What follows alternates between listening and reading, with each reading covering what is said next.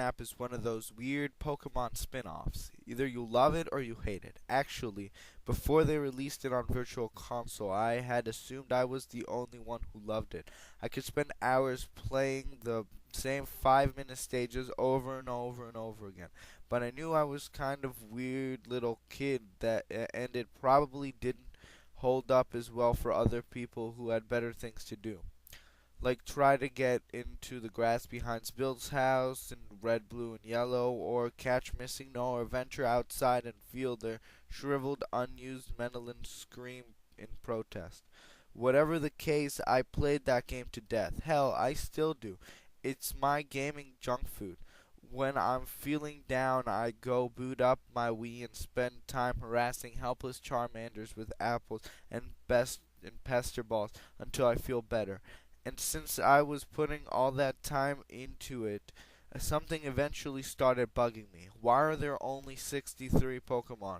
The first thing that most players fussed about when they finished their Snap Discs is that Steam finished nearly two-thirds too early, while older players probably had a better grip of what was reasonable for the hardware requirements. Plenty of us 12-year-olds went in expecting to take photos of all 50 Pokemon, with Mew just being the icing on the cake.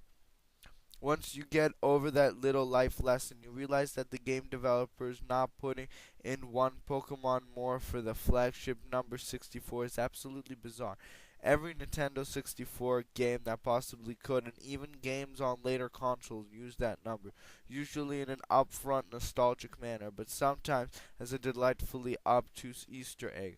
For example, one intrepid Nintendo Power Reader did a little math at the end of screen of Star Fox 64 where a bill is presented to Sergeant Pepper based on how many ships you shot down, and worked out that each enemy ship was worth exactly 64 points. With companies going that far out of the way to make a reference that wasn't found for months, why didn't HAL just squeeze in an easily mapped Pokemon like Oddish or something? I'm forced to believe that it's because there are 64 Pokemon in the game, but the last one was dummied out.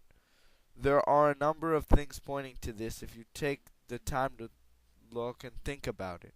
There's a big focus on Mew in the game, featuring her in the title sequence and setting her up as the ultimate goal. Understandable given that she was just introduced as a secret Pokemon.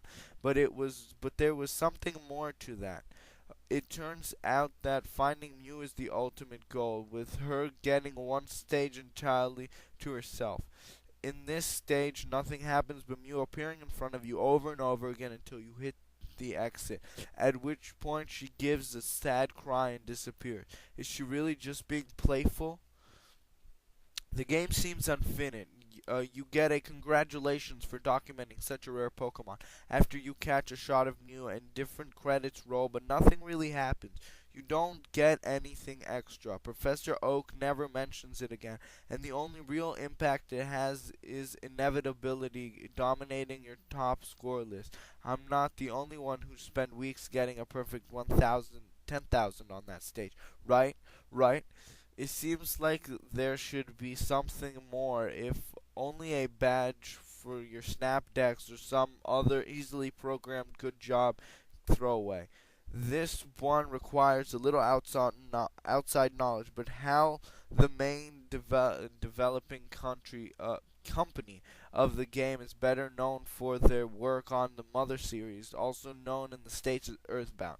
Many people have noted in the similarity between the appearance between Mewtwo and Gyug. I think that's how you pronounce that. The last boss of Mother, the precursor to Earthbound. And given that HAL has pitched in on a large number of Pokemon games, theorized that Mewtwo is either tribute to Mother or an uncredited addition from the developers proper. Given all of that, is it so hard to believe that Mewtwo is supposed to be in the game? It's not hard to picture how it's supposed to go. Mew isn't being playful when she hovers endlessly in front of you, not caring how many times you hit her with bait or pester balls. She's asking for help. That's why she always sounds so plaintive at the end of the stage. There was originally supposed to be some kind of trigger where you can open up a new area, possibly the Cinnabar Lab, possibly the Unknown Dungeon. Maybe it would be something you could do in a stage. Maybe it was an added dialogue tree from Oak. Maybe it even had something to do with all that out-of-place machinery in the cave level. Whatever the case, your job would have been to traverse the last area and rescue her son from the scientists that abused him, from his own isolation and sadness. Then the game would have ended properly, with the conflict resolved instead of vague, "you found a rare Pokemon. Congratulations." That seems so out of place after snapping all three of the birds. It's not hard to figure out why the last part of the game was dummied out or never developed. Deadline issues could have been a problem. Wiki states that the game was originally meant to be made for the 64 DD, but had to go in another direction at the last minute because of the DD's poor sales, and that could have put the developers in a bind. Another more sobering option is that censors pitched a fit at having anything more complex than throw Apple Pikachu surfs in a game. They were hoping it would draw in gamers too young to get through the text-heavy Game Boy games. Maybe it simply proved too complex to design or overtasked the hardware requirements. We may never know. Whatever the case, I can't play the last stage of Pokemon Snap these days. Every time the exit animation plays, I hear that sad little cry and know that all she wants to do is to find her son. A son that will always be lost. Okay, so we're doing another theory here. This is about the Mew in Pokemon Snap. And, yeah, you just heard the entire thing. So, pros. Warren. Most of it, for one, it's backed up by, to me, that cry actually sounds sad. And the game, from what I've read, really did seem incomplete after it gives you a good job. You've found a rare Pokemon, but you've already shot Articuno, Moltres, and Zapdos. That's one pro it's got going for it. Another is, it relies too heavily on it, but the 63 thing is convenient. They slapped 64 on everything they could. So why would they just give you 63 Pokemon this time? It's a Nintendo 64, for God's sake. Yeah, okay. So, cons. So we've got the 64 thing. I mean, I guess it's okay. But, evidence, I guess you need a little bit more information to back it up. The Mew cry, it sounds sad, yeah, but, you know, I mean, it might just be for other purposes. Maybe you're leaving and it wants you to come back or something. Well, actually, never mind. That's what the theory is based on. Okay, never mind. Warren, anything you have to say? I'm going to give this theory a little bit of basis for realism because it could be true. The people who worked on this game did make a lot of serious games back in the day. I think they were the creators of the Mother games. I won't swear to it. For two, it sounds realistic. Mewtwo was popular back then. He was like the god of everything.